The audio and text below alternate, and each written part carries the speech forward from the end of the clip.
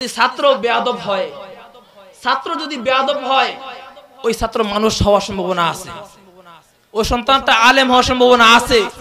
যদি সন্তান বেয়াদব হয় একটা সময় যদি ভুল বুঝতে পারে সে স্বীকার করবে, ভুলগুলো মাফ করার চেষ্টা করবে। কিন্তু যেই ছাত্রের বাবা, যেই ছাত্রের অভিভাবক বেয়াদব, ওই ছাত্র কোনোদিন মানুষ হতে পারবে না।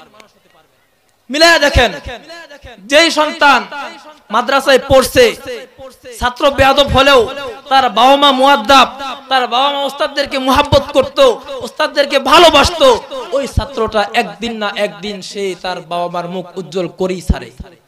কিন্তু যে সমস্ত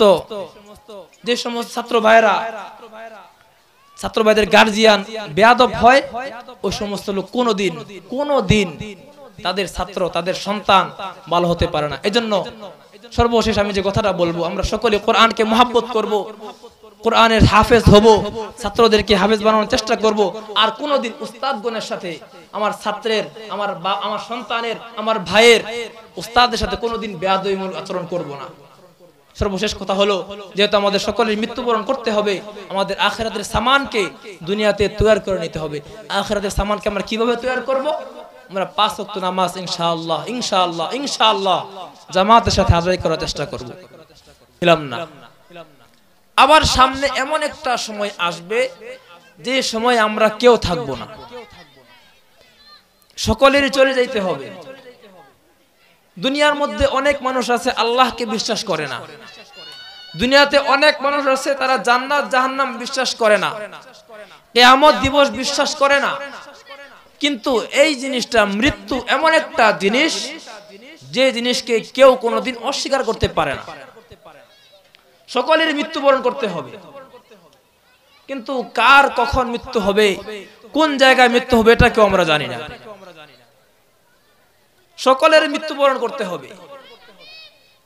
এজন্য আল্লাহ পাক রব্বুল আলামিন কুরআনুল কারীমের মধ্যে বলেন, ওয়ামা তাদরি নাফসুম বিআইয়ি আরদিন তামুত।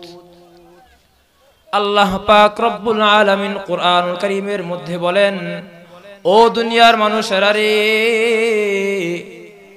আমি আল্লাহ পাক রব্বুল আলামিন বললাম তোমাদের সকলের মৃত্যুবরণ করতে হবে, কিন্তু কার কোন জায়গায় মৃত্যু হবে এটা কিন্তু তোমরা কেউ জানো না। এটা জানি হয় আমি আল্লাহ ছাড়া এই বিষয়টা কেউ জানে না। সকলে এটা জানে, আল্লাহ পাক রব্বুল আলামিন কুরআনুল কারীমের মধ্যে বলেন, কুল্লু নাফসিন যায়িকাতুল মাউত।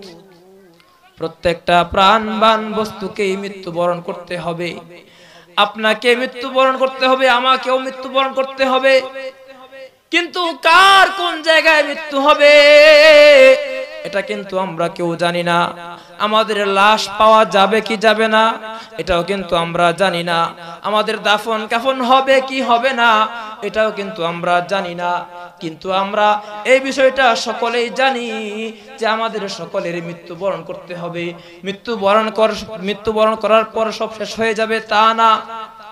মৃত্যুর পরবর্তীতে আরেকটা জিন্দেগি আছে, আরেকটা সময় আছে। কবি বলেন, মৌত কো সমঝা হে গাফিল ইখতিতামে জিন্দেগি,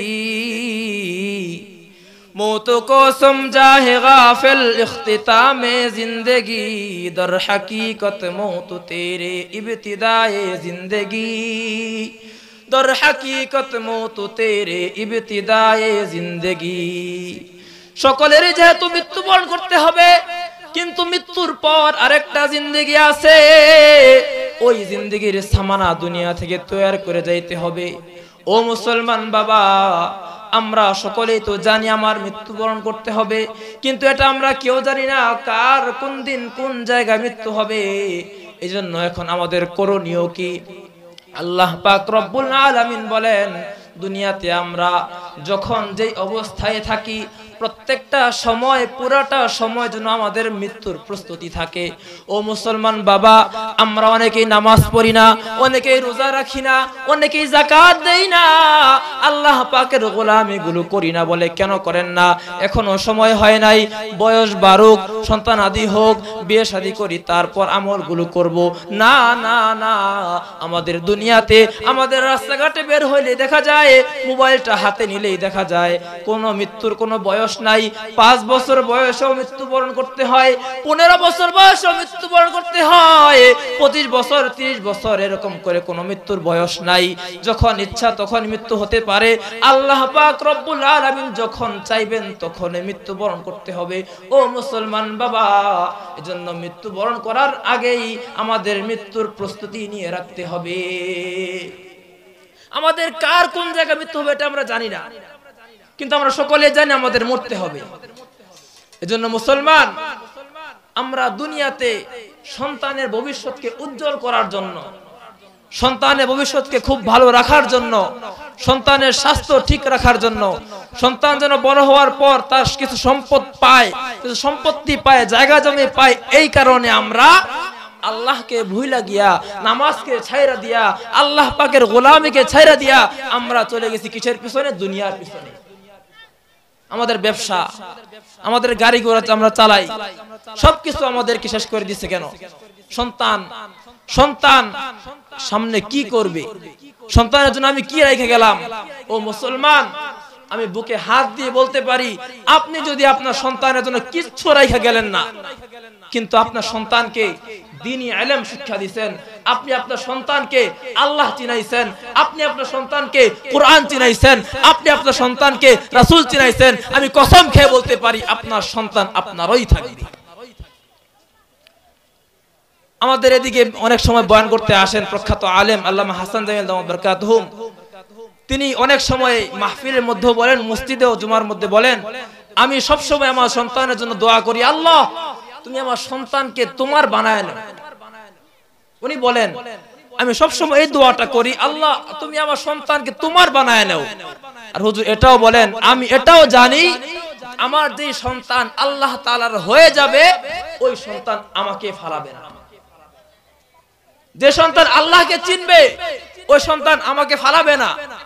যে সন্তান রাসূল চিনবে, ওই সন্তান আমাকে ফালাবে না। যে সন্তান কোরআন চিনবে, ওই সন্তান কোনোদিন আপনাকে ফালাবে না। এজন্য মুসলমান, আপনাদের এখন করণীয় কি? আখিরাতের সামানকে তৈরি করতে হবে। কিভাবে? আমাদের নিজেদেরকে নামাজ পড়তে হবে, নিজেদেরকে আল্লাহ পাকের গোলামি করতে হবে। শুধু তাই না, শুধু একা একা নামাজ পড়বো তা না, আমার সন্তানকে নামাজ পড়াইতে হবে। আল্লাহ পাক রব্বুল আলামিন কুরআনুল কারীমের মধ্যে বলেন, ইয়া আইয়ুহাল্লাযীনা আমানু, ইয়া আইয়ুহাল্লাযীনা আমানু কু আনফুসাকুম ওয়া আহলিকুম নারা।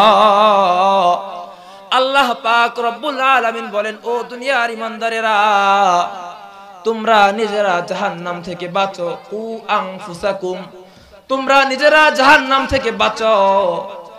ও আহলিকুম নার, তোমরা তোমাদের আহাল, তোমরা তোমাদের পরিবার পরিজন যারা আছে তাদেরকেও জাহান্নাম থেকে বাঁচাও। ও মুসলমান বাবা, আমরা যদি এখন নিজেরাই নামাজ পড়ি, নিজেরাই আল্লাহ পাকের গোলামি করি, নিজেরাই কুরআনুল কারীমের তেলাওয়াত করি, নিজেরাই জিকির আজকার করি, কিন্তু আমার সন্তান নামাজ পড়ে না, আমার সন্তান কোরআন চিনে না, আমার সন্তান রাসূল চিনে না, আমার সন্তান কোন সময় কোন দিক দিয়ে কোরআনের বিরোধিতা করে ফেলে এটা আমরা কোনোদিন খেয়াল রাখি না, কোন সময় কোন দিক দিয়ে কোন গুনাহ করে ফেলে এটা আমরা কোনোদিন খেয়াল রাখি না। ও মুসলমান বাবা, আল্লাহ পাক রব্বুল আলামিন বলেন, যে সমস্ত সন্তানদের খোঁজ খবর তার বাবা মা রাখবে না, যে সমস্ত সন্তান জাহান্নামী হবে, ওই সমস্ত সন্তান শুধু একা জাহান্নামে যাবে তা না। আল্লাহ পাক রব্বুল আলামিন রাসূল আরবি সাল্লাল্লাহু আলাইহি ওয়াসাল্লাম বলেন, ওই সমস্ত সন্তানেরা আল্লাহকে বলবে, আল্লাহ যেই বাবা মার জন্য আমি তোমাকে চিনি নাই, যেই বাবা মার জন্য আমি আপনাকে চিনি নাই, যেই যেই বাবা মার জন্য আজকে আমার জন্য জাহান্নাম ওয়াজিব হয়ে গেছে, আমি একা জাহান্নামে যাব তা না, আমি এখনই জাহান্নামে চলে যাব তা না। আপনি আমার বাবা মাকে এখানে শোয়ায় দেন, আমি আমার বাবা মার বুকের উপর পাড়া দিয়ে জাহান্নামে যাব। শুধু তাই না, আমি আমার বাবা মাকে সাথে নিয়েই জাহান্নামে যাব। ও মুসলমান, আপনি আপনার সন্তানের কষ্ট হবে এজন্য ফজরে ডাক দিলেন না, আপনার সন্তানের পড়ালেখা ক্ষতি হবে এজন্য জোহর আসরে কোনো ডাক দিলেন না, খবর দিলেন না। আপনার সন্তান কি করতেছে আপনারা কোনোদিন খেয়াল করলেন না। এই সন্তান দেখবেন আপনার পিছনে, আপনাকে যখন সে জাহান্নামে যাবে, আপনাকে একা রেখে, আপনাকে শুধু জান্নাতে রেখে যাবে তা না, আপনাকে সাথে নিয়ে জাহান্নামে যাবে। এই জন্য মুসলমান, দুনিয়াতে থাকা অবস্থায় আখিরাতের সামানকে তৈরি করতে হবে। আপনি যদি দুনিয়াতে থাকা অবস্থায় আপনার সন্তানকে দিনদার নেককার বানায়া যান, আপনার সন্তান আপনার জন্য জান্নাতের জরিয়া হয়ে যাবে। ও মুসলমান ইমানদার, কথাগুলো খেয়াল করে বুঝবেন। একজন আল্লাহর ওলি জান্নাতে, একজন আল্লাহর ওলি রাস্তা দিয়ে হাইটা যাইতেছেন, কবরস্থানের সামনে দাঁড়ায়া সূরাতুল ফাতিহা তেলাওয়াত করলেন, সূরাতুল ফাতিহার সাথে অন্য কিছু সূরা তেলাওয়াত করলেন। সমস্ত সওয়াবগুলো কবরবাসীর জন্য বক্সায় গেলেন। ওই আল্লাহর ওলি যখন রাতের বেলা ঘুমাইছে, স্বপ্ন দেখতেছে। আল্লাহর ওলি ঘুমানোর সময় স্বপ্ন দেখতেছেন, আল্লাহর ওলি দিনের বেলায় যেই আমলগুলো, যেই কোরআন তেলাওয়াতগুলো কবরবাসীর জন্য বক্সায় গেছেন, ওই কবরবাসীতে, ওই কবরের মধ্যে ফেরেশতারা ওই সওয়াবগুলো বন্টন করার জন্য দাঁড়ায় গেছেন। আর সমস্ত কবরবাসী এক এক সিরিয়াল ধরছে, সমস্ত কবরবাসী সিরিয়াল ধরে দাঁড়ায় গেছে।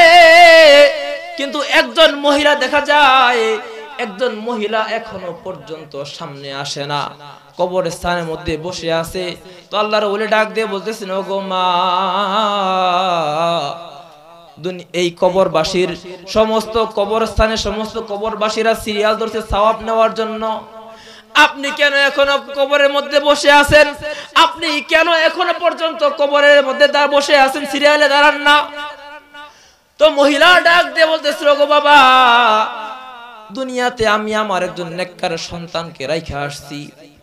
যেই সন্তান অমুক বাজারের কোনার মধ্যে, আমার সন্তান সারাদিন দোকানদারি করে, দোকানদারি করার ফাঁকে ফাঁকে যখন কাস্টমার থাকে না, তখন আমার সন্তান বসে বসে কোরআনুল কারীমের তেলাওয়াত করে। ওই কোরআনুল কারীমের তেলাওয়াতের সওয়াব আমি মা কবরে বসে বসে পাইতে থাকি। এই জন্য আপাতত আমার কোনো সওয়াবের দরকার নাই। ও মুসলমান বাবা, তার কিছুদিন পর আবার ওই আল্লাহর ওলি ওই রাস্তা দিয়ে যাওয়ার সময় আবারও কোরআনুল কারীমের তেলাওয়াত করলেন। কোরআনুল কারীমের তেলাওয়াত করে যখন তিনি কবরবাসীর জন্য সব সওয়াবগুলো বক্সায় গেলেন, পরবর্তীতে আবার দেখলেন রাতের বেলা স্বপ্ন দেখতেছেন, ফেরেশতারা সওয়াবগুলো বন্টন করে দেওয়ার জন্য আবারও সিরিয়ালের মধ্যে দাঁড়াইতে বলছেন। সমস্ত কবরবাসী তো দাঁড়াইছেন, তার আগে যেই মহিলাটা কবরের মধ্যে বসা ছিল, ওই মহিলাটাকে দেখা যাচ্ছে আজকে সবার আগে সিরিয়ালের মধ্যে দাঁড়ায় গেছে। ও মুসলমান, ওই আল্লাহর ওলি মাকে জিজ্ঞেস করতেছে, গো মা, ওই দিন দেখলাম তুমি কবরের মধ্যে বসে রয়েছো, তুমি সিরিয়ালের মধ্যে দাঁড়াও নাই, কিন্তু আজকে তোমাকে সবার আগে দেখতেছি, কারণ কি? ওই মহিলাটা ডাক দিয়ে বলতেছেন, গো বাবা, আমার যে সন্তানকে আমি দুনিয়াতে রাইখা আসছি, আমার ওই সন্তান এতদিন কোরআনুল কারীমে তেলাওয়াত করত, দুনিয়াতে বৈশা বৈশা কোরআনুল কারীমে তেলাওয়াত করত, আমি আখিরাতে বৈশা, আমি কবরের মধ্যে বৈশা বৈশা তার সওয়াবগুলো পেয়ে যাইতাম। কিন্তু আমার সন্তান কিছুদিন আগে মারা গেছে, আমার সন্তান কিছুদিন আগে দুনিয়া থেকে চিরবিদায় নিয়া কবরবাসী হয়ে গেছে। তারপর থেকে আমার কবরের মধ্যে কোনো সওয়াব আসতেছে না। ও মুসলমান বাবা, একটু চিন্তা করে দেখেন, যেই মা যেই সন্তানকে রেখে আসছে দুনিয়ার মধ্যে, সন্তান যতদিন পর্যন্ত কোরআনুল কারীমের তেলাওয়াত করেছে, এতদিন পর্যন্ত আপনার সন্তান, ওই সন্তানের কোরআনুল কারীমের তেলাওয়াতের সওয়াব তার মা কবরে বসে বসে পাইতেছিল। কিন্তু যখন সন্তানটা মারা গেল, সন্তান মারা যাওয়ার পর ওই মা আর কোনো সওয়াব পাইতেছে না। এখন এই ঘটনার দ্বারা আমরা কি বুঝলাম? ও মুসলমান বাবা, শুধুমাত্র নেককার সন্তান আপনি দুনিয়াতে রেখে গেলে চলবে না, চলবে না।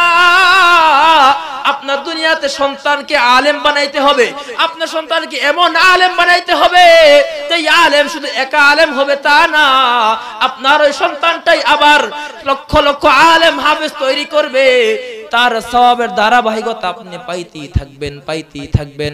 আপনার সন্তান মারা গেছে, কিন্তু আপনার সন্তানের দ্বারা যেই ছেলেটা কোরআন শিখছে, ওই সন্তান যে যতদিন পর্যন্ত কোরআন কারীম তেলাওয়াত করবে আপনি তার সওয়াব পাইতে থাকবেন। শুধু তা না, তা না, আপনার সন্তানের ছাত্র যদি মারা যায়, ওই ছাত্র যদি কোরআন কারীমের তেলাওয়াত করনে ওয়ালা রাখা যায়, সে যতদিন পর্যন্ত কোরআন কারীমের তেলাওয়াত করবে আপনি ততদিন পর্যন্ত আপনি কোরআন কারীমের তেলাওয়াতের সওয়াব পাইতে থাকবেন। এই জন্য মুসলমান, শুধুমাত্র নেককার সন্তান রাখা গেলে আপনি আপনার সন্তানের দ্বারা যতটুকু সন্তান করবে ততটুকুই পাবেন। কিন্তু আপনি যদি একটা সন্তানকে হাফেজ বানায়া যান, আপনার সন্তানকে একজন আলেম বানায়া যান, আপনার সন্তান হাফেজ হবে, আপনার সন্তান আলেম হবে। আপনার সন্তান হাফেজ এবং আলেম হওয়ার দ্বারা শুধু একা বসে থাকবে তা না, সে হাজার হাজার হাফেজে কোরআন তৈরি করবে। হাফেজে কোরআন তৈরি করে বসে থাকবে না, তার ছাত্ররা আরো বানাবে। এরকম ধারাবাহিকতা আপনি সব পাইতেই থাকবেন, পাইতেই থাকবেন। এজন্য আপনার সন্তানকে, যে কোন একজন সন্তান, আপনি সন্তানকে পারেন নাই, আপনার নাতি নাতনিকে আলেম বানান, হাফেজ বানান, তাও পারেন নাই, তাও পারেন নাই, যে কোন একজন এতিম সন্তানকে আপনি আপনার জিম্মাদারিতে নিয়ে নেন। এই মাদ্রাসার মধ্যে দেখা যায় অনেক এতিম ছাত্র আছে, আপনি তাদের মধ্যেও যে কোন একজনকে বাইছা নেন, যে আপনার কোরআন কারীমের তেলাওয়াত আপনার মৃত্যুর পরও করতে থাকবে।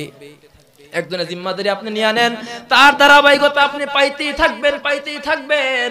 ও মুসলমান বাবা, এখন আমাদের চিন্তা করার বিষয় হলো, ভাবার বিষয় হলো, আমরা কোন ছেলেটাকে নিব। সব ছেলে তো একরকম হয় না, সব ছেলে তো একরকম হয় না। শুধুমাত্র মাদ্রাসায় পড়লে, শুধুমাত্র মাদ্রাসায় পড়বো, মাদ্রাসার সকল ছাত্র কোনোদিন একরকম হইতে পারে না। মাদ্রাসার অনেক ছাত্র এরকম আছে, তারা দিনরাত 24 ঘন্টা আল্লাহ পাকের গোলামি করে, আল্লাহ পাকের কোরআন কারীম তেলাওয়াত করে, আল্লাহ পাকের জন্য রাতের বেলায় শেষ রাতে উঠে তাহাজ্জুদের জন্য তাহাজ্জুদে উঠে আল্লাহ তাআলার কাছে দোয়া করে। এমন একজন সন্তানকে আপনার বাছাই করতে হবে। এমন সন্তানকে বাছাই করতে হলে আপনার কি করতে হবে? মাদ্রাসার যে শিক্ষক আছে, শিক্ষকের সাথে পরামর্শ করে আপনার একজন ছেলেকে বাইছা নিতে হবে।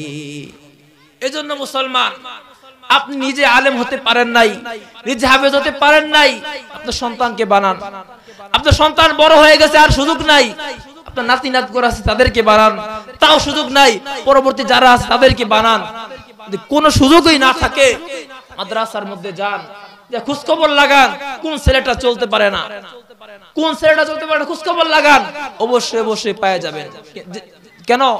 এই কোরআন কারীম এমন একটা কোরআন, যে কোরআনকে আল্লাহ পাক রব্বুল আলামিন নাজিল করছেন, যে কোরআনকে আল্লাহ পাক রব্বুল আলামিন নাজিল করছেন, নাজিল করে শুধু বসে থাকেন নাই।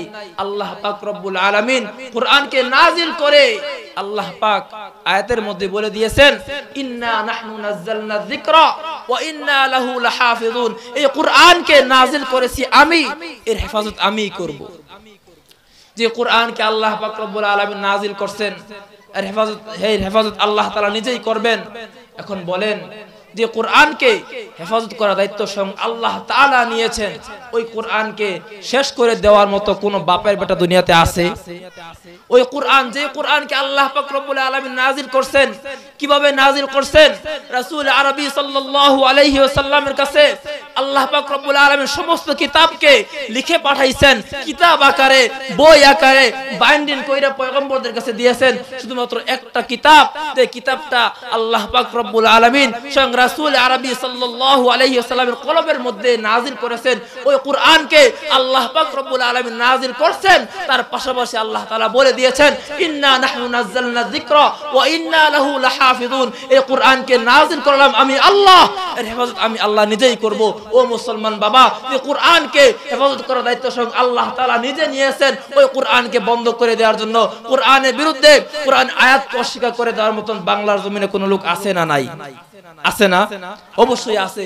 খোঁজ খবর নিয়ে দেখেন এই বাংলার জমিনে যেই সমস্ত নাস্তিক, যেই সমস্ত মুরতাদ কুরআনকে নিয়ে কটূক্তি করেছে, কুরআন ঠিক হয়ে আছে, ওই নাস্তিক বাংলার জমিনে নাই। তাসলিমা নাসরিন বাংলা কুরআনের বিরুদ্ধে অস্বীকার করেছিল, কুরআনের বিরুদ্ধে তারা বিভিন্ন গালিগালাজ পর্যন্ত করেছিল, টিকতে পারে নাই। লতিফ সিদ্দিকী করেছে, লতিফ সিদ্দিকী টিকতে পারে নাই। স্বয়ং শেখ হাসিনা পর্যন্ত কুরআনের বিরুদ্ধে কথা বলেছে, কুরআনের আইনের বিরুদ্ধে কথা বলেছে, তারা কোনোদিন টিকতে পারে নাই। সামনেও যদি কোনো বাপের বেটা, সামনেও যদি কোনো কুলাঙ্গার সন্তান কুরআনকে নিয়ে কটূক্তি করে, রাসূলকে নিয়ে কটূক্তি করে, ওই সন্তানটাও একদিন না একদিন বাংলার জমিন থেকে বিতাড়িত হবেই হবে। কথা বলেন ঠিক কিনা? ও মুসলমান বাবা, একটু খেয়াল করি। মুগীরা ইবনে শুবা, ওয়ালিদ ইবনে মুগীরা রাসূলুল্লাহ সাল্লাল্লাহু আলাইহি সাল্লামকে নিয়ে কটূক্তি করত, বিভিন্ন ভাষায় গালিগালাজ করত।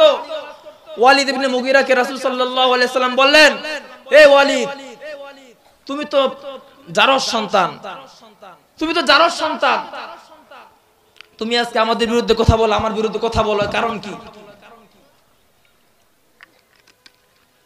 ওয়ালিদ ইবনে মুগীরা তখন সাথে সাথে নবীজিকে কিছু বলেন নাই, কারণ এটা জানে মুহাম্মদ কোন সময় বানায় কিছু বলে না। ওয়ালিদ ইবনে মুগীরা মায়ের কাছে যা বলতেছে, মা আমি নাকি জারস সন্তান। বলে, কে বলেছে তুই জারস সন্তান? ওয়ালিদ ইবনে মুগীরা বলল, মুহাম্মদ বলেছে আমি নাকি জারস সন্তান।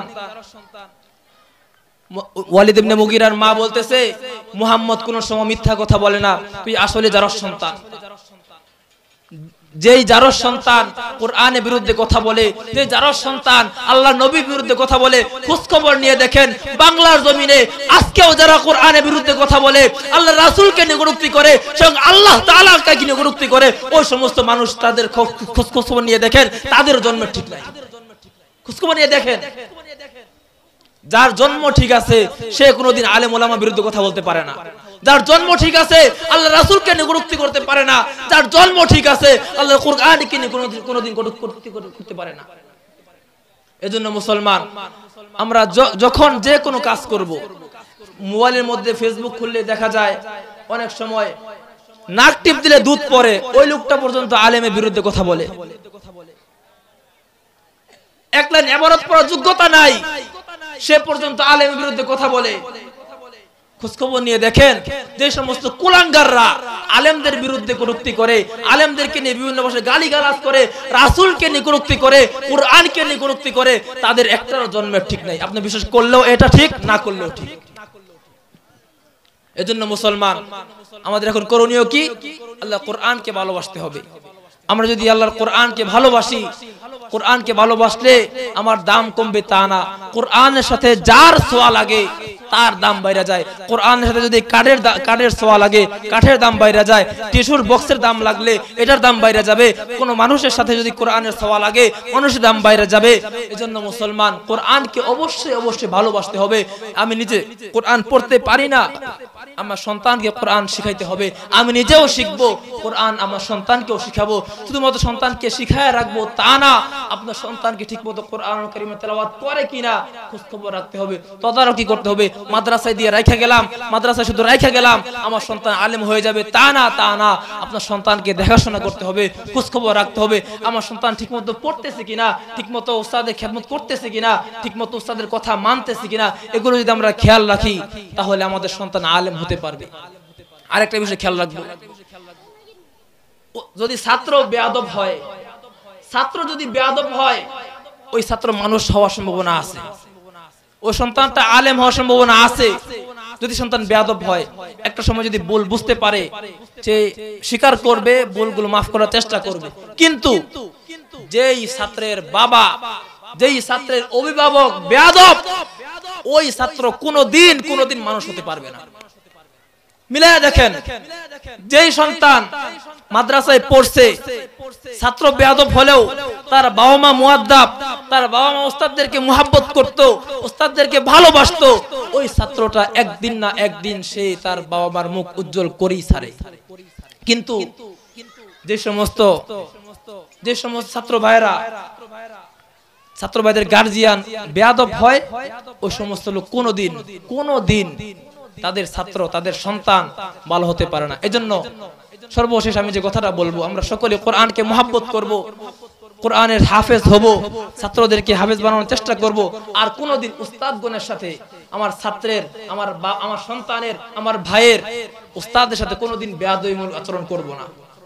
সর্বশেষ কথা হলো, যেহেতু আমাদের সকলের মৃত্যুবরণ করতে হবে, আমাদের আখিরাতের সামানকে দুনিয়াতে তৈরি করে নিতে হবে। আখিরাতের সামানকে আমরা কিভাবে তৈরি করব? আমরা 5 ওয়াক্ত নামাজ ইনশাআল্লাহ ইনশাআল্লাহ ইনশাআল্লাহ জামাতের সাথে আদায় করার চেষ্টা করব।